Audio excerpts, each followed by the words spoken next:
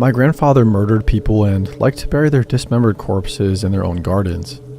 It would be unfair to call him a serial killer though, because his murders were so prolific and had no real modus operandi. If he couldn't bury them in the garden, he would simply bury them somewhere in the woods.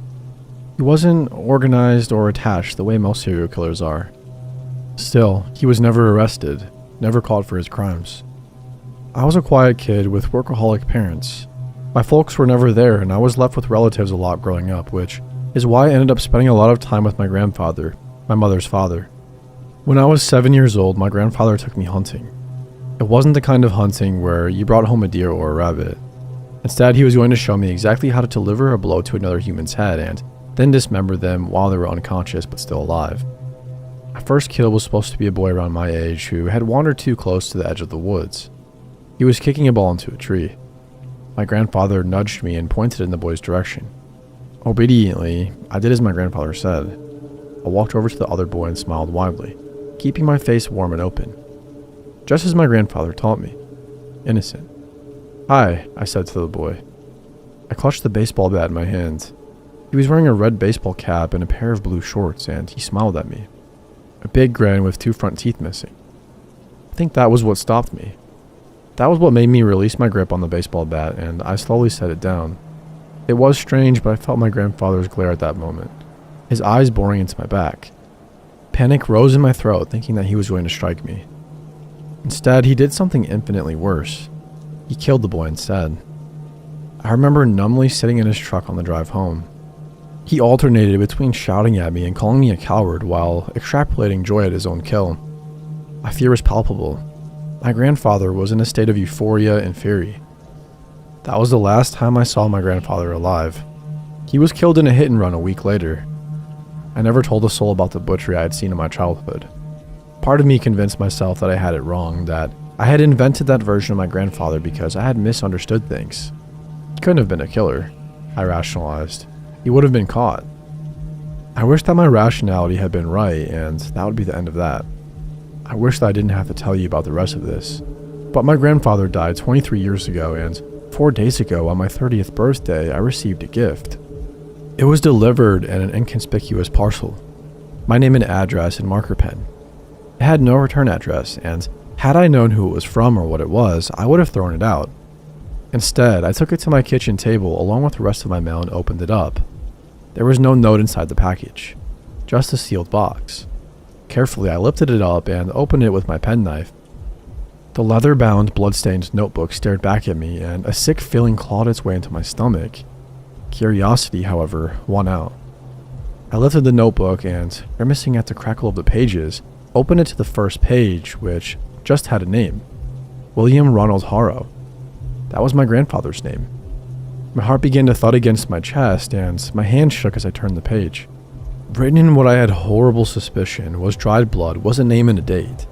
Gregory Sanders. June 12, 1981. What followed after the name was the most graphically detailed description of murder I have ever read. The thrill the killer took in severing this man's hands first, the joy he felt in pulling out his vocal cords, how long he kept his victim alive. The torture, man. The pain he subjected that poor man to. I turned the page. Another name. Another incredibly graphic death. While reading it, a wave of nausea overcame me, and as I turned page after page, the strong smell of iron made me drop the book back in its box so I could run to the bathroom and throw up. When I came back, I stood stock still at the kitchen door. The diary had moved. It was no longer in the box. Instead, it sat open at the kitchen counter, lying open on the last page. Look, I live alone. The front door was locked. Nobody else had a key after my ex-girlfriend moved out, and I changed the locks. A cold sweat broke out all over my body.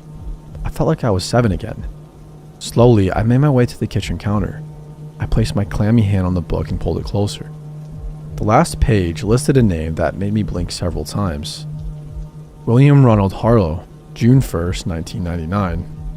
That was my grandfather's name and his date of death. I swallowed hard. What the heck was going on? Slowly, I read on. The contents of the page were sickening. In brief, his tongue was cut out, his eyes taken, and he was tortured for 3 days.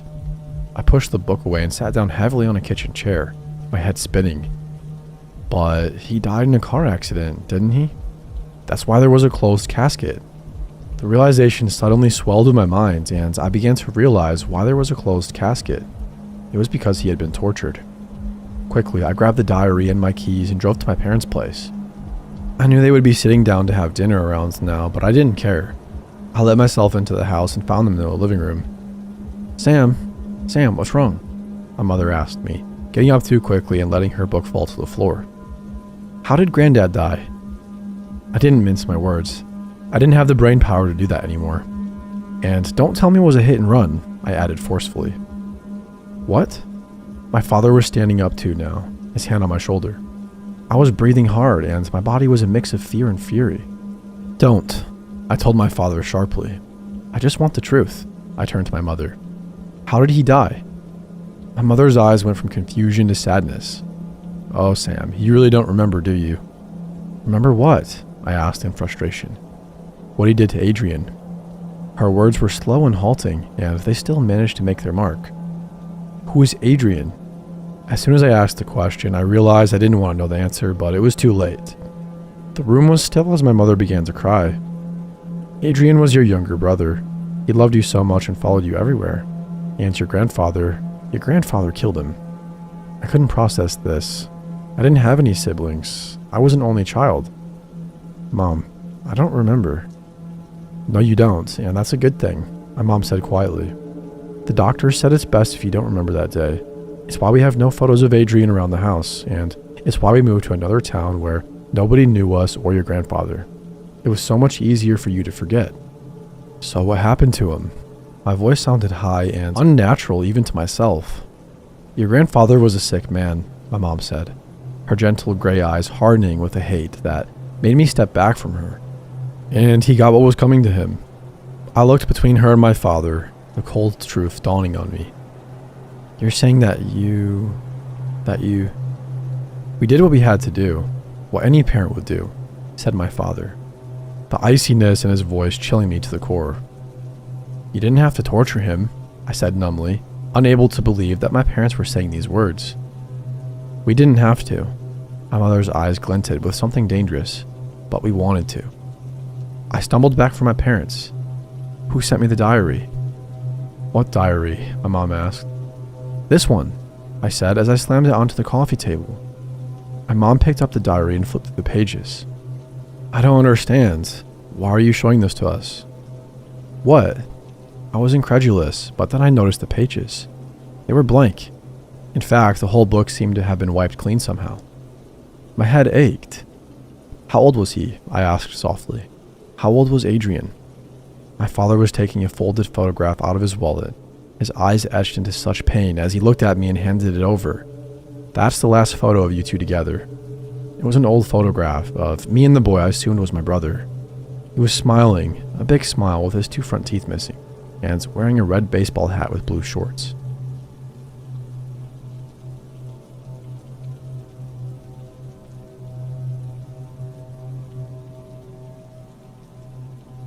So about 5 years ago, I, male 26, set out to travel the world. Being straight out of college had left me in debt, even more desperate for any job I was overqualified for, and generally depressed. I felt isolated and alone in my small town in Washington, and found the only way to get out: travel. My high school buddy suggested I look into woofing and volunteering as a way to travel cheap, and so I did. The way it works is quite simple. You work for around 25 hours a week on some farm for food and housing. The draw is that since the community of cheap-ass travelers is quite big, it is a great way to meet new people, get outside of your comfort zone, and just let yourself live and figure life out. Fast forward 8 months, and I am a seasoned cow dung shoveler. I started out in Washington and Oregon and went south to California. There, I was able to save some money I was paid under the table for, some extra work, and was now faced with a decision: where to go in the world. The excitement of being able to purchase a ticket to almost anywhere in the world got the best of me, and on the advice of my dumbass hippie volunteering partner, I chose it at random. I went to a randomizer website and clicked the country button. Georgia. The country of Georgia. To say I didn't know anything about it was an understatement, but the fear of the unknown made it exciting and exotic somehow, and so I did it. I purchased the ticket and started browsing for a farm that could host me. There were few options, and most were remote and didn't even have an internet connection. I messaged every single one because few ever respond, and got a response from one farm on top of a mountain. The picture showed a traditional Georgian stone house with a large garden out in the back, a family with several cheerful children, and grandparents having dinner and animals. It seemed warm and inviting. The description was written in good English, and the requirements for work seemed reasonable. I was excited. After I flew into Tbilisi, the capital, I followed the directions that they had sent to locate the farm, which wasn't an easy task. Few in Georgia speak English. The roads are screwed since few have been maintained since the fall of the Soviet Union, and the country is generally poor. It took me around 20 hours of Soviet buses and taxis and weird serpentine roads and paths to get to that desired blue pen on my map. It was a dirt path leading up a steep hill into a national park up in the north of the country. There was nothing for miles on end but trees in their silence. As I got up that hill, I saw the house about half a mile away on an even steeper hill, surrounded by the trees. From that viewpoint, it seemed abandoned, overgrown, brown and dreary. As I walked past the gate, Giri, fake name, the apparent owner, approached me. He was a heavy, small middle-aged guy with a big smile on his face. He shook my hand and, in broken English, started to show me around. He smelled of booze. As he was showing me around, I noticed that there wasn't anyone there but us. I asked about his wife and kids, and he brushed that aside and said something to the extent of, "Oh, they're away right now." By this point, I'm pretty creeped out. From browsing around, it was apparent that the farm was in deep decline. Apple trees and crops were dying. The roof of the small barn caved in, and the house itself was full of trash and smelled of mold. It was obvious that Giri was going through a rough patch, but I wasn't going to turn around and just leave in the middle of nowhere without a plan, having not slept for the past 36 hours. It was evening, and after feeding me well and trying as best as he could to hold a conversation in English, Giri showed me my room on the second floor, and I went to sleep. I almost immediately blacked out from the exhaustion and stress, and would have slept for 10 hours if I hadn't been awakened by a strange noise in the middle of the night. It sounded like something metallic and heavy was being dragged across the wooden floor. In that sleepy in-between state, I listened to it for a few minutes, thought nothing of it, and went back to sleep once it stopped. In the morning, Giri, now sober and grumpy, asked me to repair some of the windows and doors in the house, as he himself planned to go and fetch some components in a nearby village. Again, I got this weird feeling creeping down my spine. Something just wasn't right. He didn't maintain eye contact and was evasive. There was no cell reception, no internet. Once he left, I checked around the house to get a general idea of the place, and it became apparent that the place was hardly ever lived in. Like one of those abandoned houses, there was broken furniture, newspapers and old photos on the floor, and a shattered mirror. I took my phone and looked through the saved listing again. The photos didn't match the backyard, the garden, or the walls. Giri wasn't in any of them. It was a completely different house. Now, by this point, I am full-blown panicking. I pack my stuff up and start to leave when I see a group of 3 men going up that first hill. There aren't any other paths I can take, so I go behind the house and rush down this hill into the forest. After some time, I stop and listen. I hear them in the house. They are clearly looking for me. Afraid of making any noise, I remained still, hidden behind a bush. I don't know how long I waited, but they were persistent. At some point, I hear them leave, so I count until some large number and proceed back into the house and path. And once I find it's all clear, I book the heck out of there. I've never ran that fast in my life, but I am still in the middle of nowhere. No traffic, no public transport. I finally reached a paved road and start walking in the general direction from where I remember coming. Hours go by, and finally a car drives by and stops. Now in a horror movie, this would have been Giri and his friends, but this was actually a really nice Russian family that gave me a ride to town. The listing disappeared from the website a few days after I left, and I haven't heard from Giri since. I've yet to make sense of that experience. I have traveled since and volunteered too. Some people, once they hear this story, laugh and say that the guy was coming over with a couple of friends from the village to have a chat over a few beers. Some say he was bound to kidnap and kill me. But I trust my gut feeling. Something was really not right.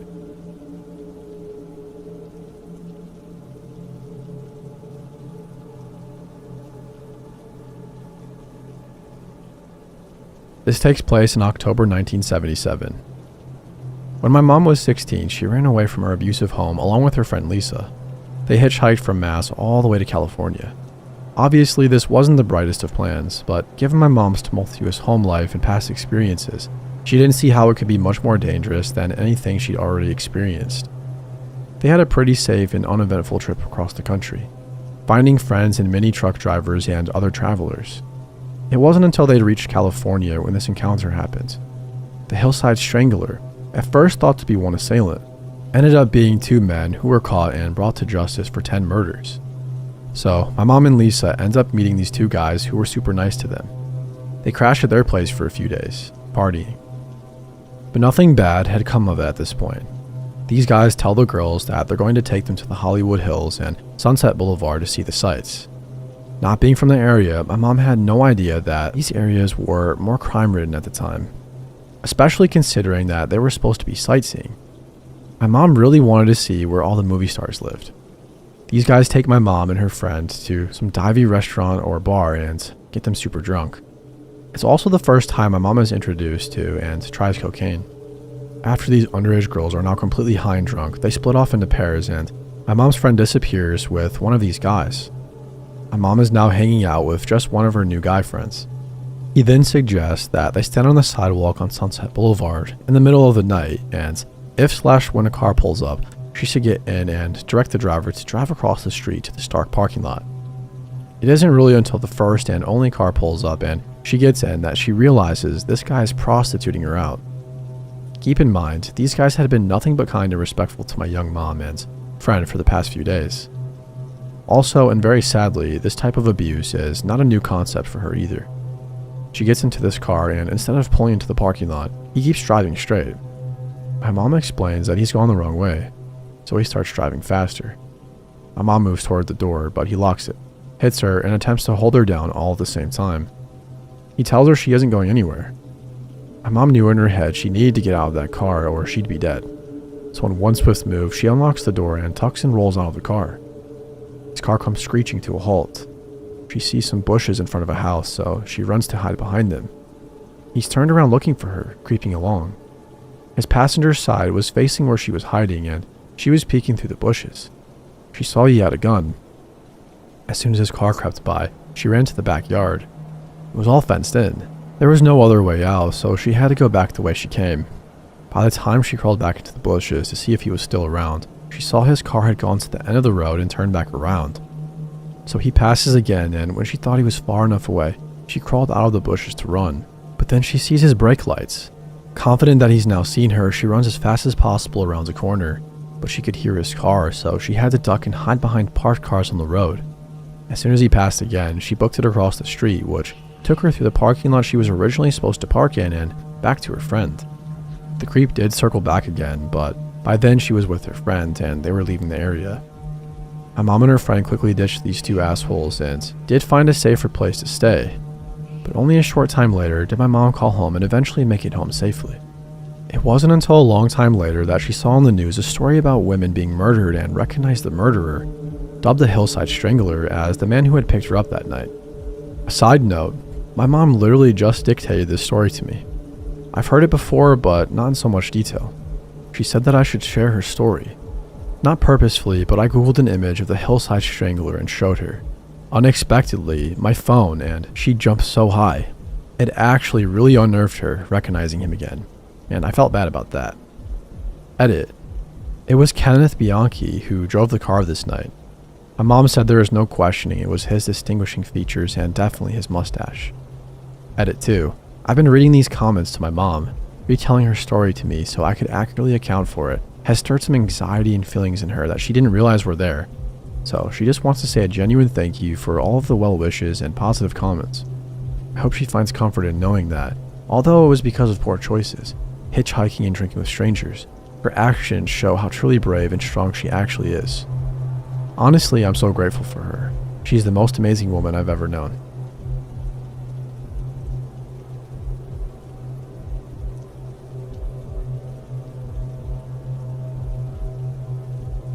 I wasn't allowed to write about this story for several months while the investigations were still ongoing.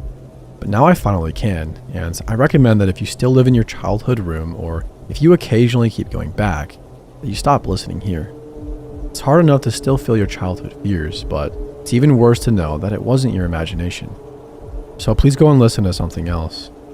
But I just need to get this out, and since some people here like to be scared, I figured it's a good way to get it out. Okay, you're still with me. I know that many of you are still young, but you too will encounter this. You move out with flying colors only to miss your childhood home, to remember things that were nice, and on occasion, to remember those weird fears you had when you were young. Like monsters hiding under your bed, or shadows moving outside the window, scratching sounds from your wardrobe, or, like me, noises from a room that you know should be empty. For me, it was always the attic. My room was the top floor room. There were 2 doors. One led to the staircase and downwards, and the other was an attic hatch, a scuttle door with pull-down stairs. Our attic was barely used. We moved things inside once or twice when we moved into the house, but from then on, the attic was maybe visited every 1 or 2 years, usually to store more things, rather than to retrieve anything. Needless to say, I was scared of this second opening in my room. Few things are scarier than a room right above your head from which you keep hearing odd noises that sound like footsteps, shuffling noises, and sometimes weak voices. My only solace was always that I knew that there was no way to get out of the attic. Of course, there was also only one way to get in, through my room. But more important to me was that nothing could get out, that those things that kept me from sleeping couldn't really do anything to me. This attic and its strange noises kept me from sleeping many times. I imagined scary murders, vengeful ghosts, and satanic cults, and many other things up there. And with my overactive imagination, I heard for months how they did their strange rituals or threatened to murder me. Most traumatic was always when I heard them rattling at the hatch, when I thought that they were trying to get me. I remember a phase when I must have been around 13 or 14 when my fears were getting more intense. During that time, probably 4 or 5 months, I would lie awake for hours, horrified by the movements, the voices, and the chains rattling above my head. Whenever I told my parents about the noises in my attic, they would just laugh at me and tell me to grow up. It didn't even worry them when I stayed away from my room even during the safety of daylight. I don't know how that phase ended. I just noticed that at some point the noises were gone. It seemed to me even as if the level of noise was less than ever before, but that is difficult to say now. It is strange to think that since then, nobody must have been in our attic. A few months back, at the beginning of 2012, my parents asked me for a favor, to clean out the attic. From the safety of my home, far away from home, I said yes. When I finally returned to my childhood home for a long weekend, to exactly clean out the attic, I had even successfully convinced myself that this was a good idea, that it would be a means to cleanse my spirit and to prove to myself that those fears had just been childish fears and to finally cure myself of the nervousness and dread I feel in the dark. Boy, was I wrong. I arrived on Thursday night, had a short welcome back conversation with my parents, and then went straight to bed. That's when it all came back to me. The fears, the sounds I thought I heard, and the memories of hiding under my pillows while monsters and cults were dangerously close to my head. This was also the first moment that I remember dust falling out of the ceiling. I must have suppressed that memory, but with my adult mind, this indeed seemed odd. In an untouched room, there is no real movement or pressure. There's no reason for clouds of dust to fall out between the wooden planks that make the ceiling. Regular, steady dust, yes, that's normal, but sudden bursts happening at the same time as thudding noises, that's certainly not normal. I had a restless sleep, memories of chains rattling, rhythmic thumps, and muffled conversations or screams dominated my dreams. On Friday, I spent all morning procrastinating the inevitable task until my mother gently reminded me what I promised to do. Go up there and clean out the attic. So I went, got some cleaning materials, a vacuum, brooms, and a few empty boxes to store everything in, and stared at the hatch for a solid minute before I finally mustered the courage to get the long wooden stick with the attached hook that would help me pull down the hatch. I laced the hook into the ring mounted on the hatch and pulled. A loud creaking sound. The hatch moved a bit, then metallic clunking, and it was stuck. Great. I got a chair, stepped on it, and tried to pull the door with my bare hands. It moved a bit more, but it still didn't want to open, and every time I pulled it, it seemed to make an odd metallic sound. Were the pull-down stairs jammed against the edge of the hole? I didn't have a light, so rather than try to see what it was, I just pushed my hand inside and felt around, and found something I didn't expect. A chain. I mean, I was young the last time I had been up there, but I don't remember my parents ever putting chains or other heavy stuff up there. I was just far too burdened to carry it all up there. It should have been a warning sign, or maybe I should at least have asked my parents about it before I proceeded. But I was fairly sure that the chain was not part of the stairs and that whatever was up there couldn't be very valuable. So I went, got a bolt cutter, and with its sharp claws quickly cut the chain in a few places. I tried again to pull the hatch down, and this time, with some extra force, it worked. I was surprised though, when the long chain fell down on the floor next to me. It really was long and thick, nothing that my parents had ever had a reason to put up there. That should have been the second warning sign. The smell that came towards me should have been the third warning. An incredibly strong rotting smell mixed with the old, stale and dusty air that I had expected. My parents never intended to use the attic much, so the lighting up there had always been improvised. You had to put your hands up, fumble for a cable that you had to pull down, and plug into a normal power plug in my room. Then the light would go on. I know that my parents usually placed that cable on the pull down stairs so that it would come right down when you open the hatch itself. But for some reason, this time that hadn't happened. The cable was still up there, and so I had to fumble. I pulled the stairs down fully, stepped on the first few steps, careful not to get my head too far into the opening as the smell made me gag, and felt around with my hand to find the cable. I nearly had my whole arm inside and was already touching something dry and leathery that I identified as my dad's old clothes, but the cable was nowhere to be found. So, still determined to let the attic air out a bit before I would fully go up there, but gripped by determination to get this annoying light to work, and through it, maybe to eliminate some of my fears that the cold draft from up there had reawakened. I could already feel all the monsters of my sleepless childhood nights creep back up to me, watching me while I sleep or drumming weak messages for me. I got my dad's heavy and bright emergency flashlight, climbed up the ladder, stuck my head inside the attic and turned it on. I don't remember if the light didn't illuminate much of the room or if it was simply my gaze that was limited, but right in front of my face was the mummified body of a young girl. I think her eyes will always haunt me. Not the chains that were around her neck and arms, not the look of fear in her mouth, or the way her teeth seemed broken out by the chain, pulled through her mouth. No, just the look in her dried eyeballs. Not closed, just open eyes that seemed to be staring at me. The fear and pain in those eyes, fixated right upon my face, still haunts me no matter whether I am asleep or just fade out during the day. She comes back to me with that look that seemed like blame and guilt and pain and, at the same time, hope. Hope to be found. The police took more than half an hour to come. I guess old cases are not that interesting. What they found is not much less disturbing than what I already saw. They said she was chained down, the body at least a decade old, and she must have been assaulted many times, and they found far too many bruises on her body. They arrested my neighbor until they realized that they had only moved in recently and that the old neighbor that had lived next to us, as long as I can remember, had died 5 years prior. I used to remember him as a kind, friendly man that always shared sweets or funny stories with me. Now I remember him as the guy that cut a hole from his attic to ours, to torture, assault, and do whatever else with a helpless girl. The case is closed, so I can talk about it now. The investigation is conclusive. They are sure it was my neighbor. I don't have to be scared of him anymore. But I still see her, nearly every day, with her eyes full of fear and pain and blame. She must have known that I lived right below her. And I know that when I was 14, I wasn't just a paranoid child. I didn't know it back then, but I thought it was a cult or ghost or vengeful spirits that made rattling noises and tapped messages on the woods, rattled on the hatch, or tried to talk to me.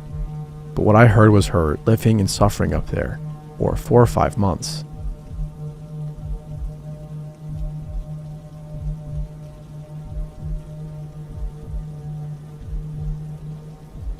When I was about 8 years old, my parents were going through a divorce, and I and my older sister used to spend a lot of time at our grandparents' house.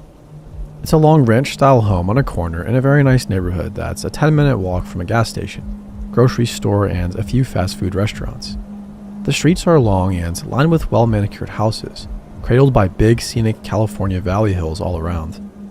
We were never very wealthy, but my grandpa bought it as a fixer-upper many years ago, and the property value has skyrocketed since then. As you can imagine, it's a very safe spot, and although there weren't many other kids in the neighborhood, It wasn't uncommon to see neighbors walking their dogs or pushing a stroller down the sidewalk outside our house. Although my mom was especially protective all of our lives, this particular neighborhood was densely populated, and my family knew just about everyone who lived there. She grew up in that neighborhood herself, so she was understandably trusting. She would once in a while let me and my sister walk to the Rotten Robbie gas station on the other end of the block to grab a snack. I would almost always get a ring pop, and my sister would grab a Three Musketeers before we made our way back home. My sister was about 11 at the time, and this small amount of freedom was a really big deal to us. Nothing compared to walking down that street all by ourselves in the summertime, laughing and joking around, a couple dollar bills in our pockets. I felt like I owned the world. The one oddity I ever noticed around the neighborhood was a small camper parked on the side of the road opposite to the gas station, right along the back side of the fence of another house. It sat there in the shade like a permanent fixture, all the windows constantly covered by opaque beige curtains. I can't explain it, but it always gave me this deep sense of foreboding when I'd pass it. I was almost positive somebody was living inside it because, at times, I'd hear the air conditioning running as it sat stagnant in that same spot. The hairs on my neck would always stand on end as I passed it, particularly as I passed the camper door, and I'd always keep an eye on it for fear that one day it'd swing open just as I came to pass by. I think what bothered me the most was a drawing taped to the door from the inside. It was extremely messy, a sketch of odd lines in a brown-colored pencil that was frustratingly indiscernible. I could see the outline of something, a vague shape, but could never make out what it was intended to be. I never had the nerve to stop and stare long enough to really investigate, but each time I walked by, I'd steal a glance. A year prior to the incident I'm about to describe, I was walking with my mom past the camper in the shade. We had just gone to the park nearby and, unfortunately, had to pass the camper before we could cross the street and continue walking. I didn't want to seem afraid, so I kept on walking right behind her and didn't object when she walked past it. This time I felt a little braver. I was frustrated not being able to decipher the drawing for so long, and while my mom was feet away, I stopped in front of the camper door and took a moment to really look at the drawing. Upon closer inspection, the paper was filthy. I remember doing a project in elementary school where we soaked printer paper in black coffee to make it look aged, and that's what it reminded me of. My mom walked on without noticing I stopped following her, but my eyes stayed fixed on the indistinct mass of dirt-caked scribbles until I could make out what looked to be a tiny malformed face. My stomach turned. I immediately felt cold and disgusted as my eyes trailed over the rest of the image. I didn't know what kind of creature it was at the time, but now I can look back and say that the drawing was a badly deformed fetus inside a mass of large perfect circles, like those made by a circular ring ruler. Its face was contorted as if in pain. It was so graphically disturbing and seemed to portray this odd sense of suffering that stuck with me for days. As a child, I didn't know how to process it though, and the mental image still makes me sick to think about. I'd never seen anything like it before. Adrenaline flooded my body and my chest hurt with fear, but I selfishly thought of my glorious little trips for ring pops and said absolutely nothing as I followed behind my mom. This was, in retrospect, a classically terrible idea. It's one of those things you scream at main characters in movies for. Ever since my ill feelings toward the camper had been elevated by the drawing on the door, I thought about it every time we drove by, and about a month later, my mom once again graced us with several bucks and permission to walk down to Rotten Robbie and grab our respective snacks. I thought about telling my sister about what I'd see on the way there, but she was older and braver, and I was terrified she'd make me cross the street with her to check it out.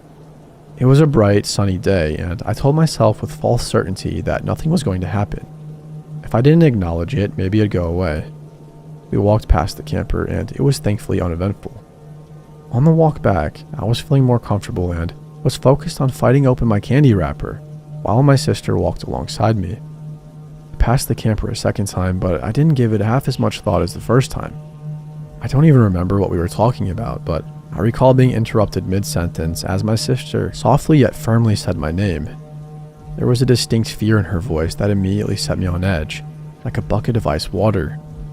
All my senses heightened, and I became aware of everything, including the sound of haphazard footsteps about 10 feet behind us.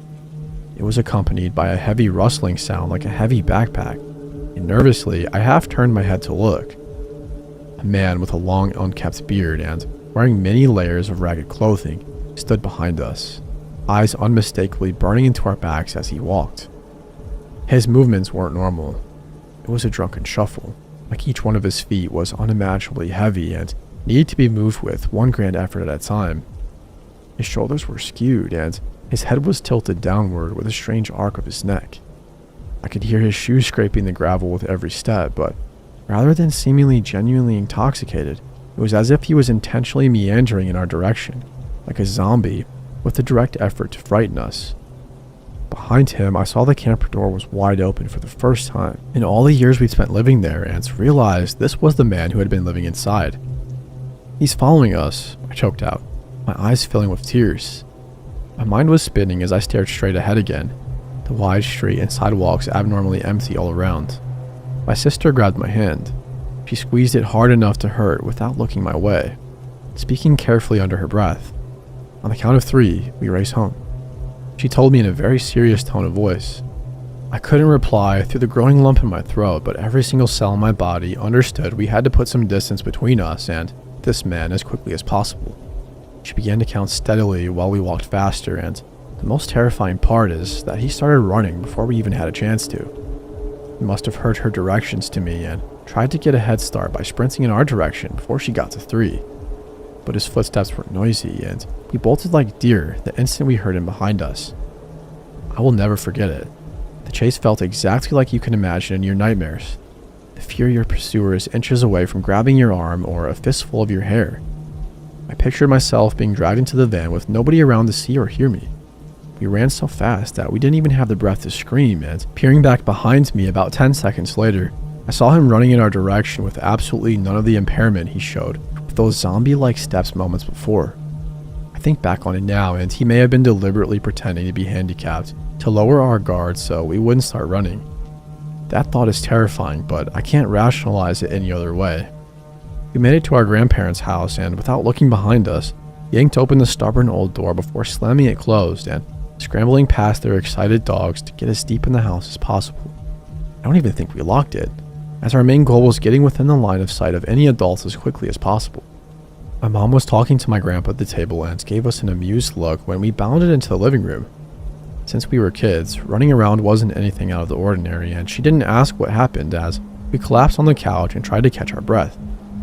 The inside of the house felt so safe, and I felt in such good spirits that I didn't even want to bring up what had just happened. Like waking up from a nightmare you didn't want to talk about. I was desperate to go back to normalcy. I wanted to forget it entirely, to unwrap my candy and act like everything was completely normal for the sake of my own sanity, and that's what I did. I asked my sister a few years back if she remembered this incident. I'm 25 and she's 28 now, and her response was strange. She remembered immediately without the need for me to provide details, but she quickly waved it off and insisted that he had to have been a bored homeless man looking to spook some kids walking home with no real intent to harm anyone. I don't know. I like to believe it's some innocent misunderstanding, but like they always say about gut feelings, they are rarely wrong. I feel in my soul that he wanted to hurt me and my sister that day. Never told her or anybody else about the strange drawing on the door, and I'm not sure if my sister saw the open door and connected him to the camper or not. But it's one of my biggest regrets, as I would hate for any other children to have been less fortunate after innocently walking past the camper in the shade. I believe he may have chosen the spot between the park and gas station deliberately, due to the number of children walking around the area. Never saw the camper again, a day or so after this. I'm not proud of how I handled this and would encourage anyone who finds themselves in a similar situation to contact authorities immediately for the safety of others around. I don't know if maybe this whole story comes off as melodramatic, but it was very real and very frightening in a way that I can't forget.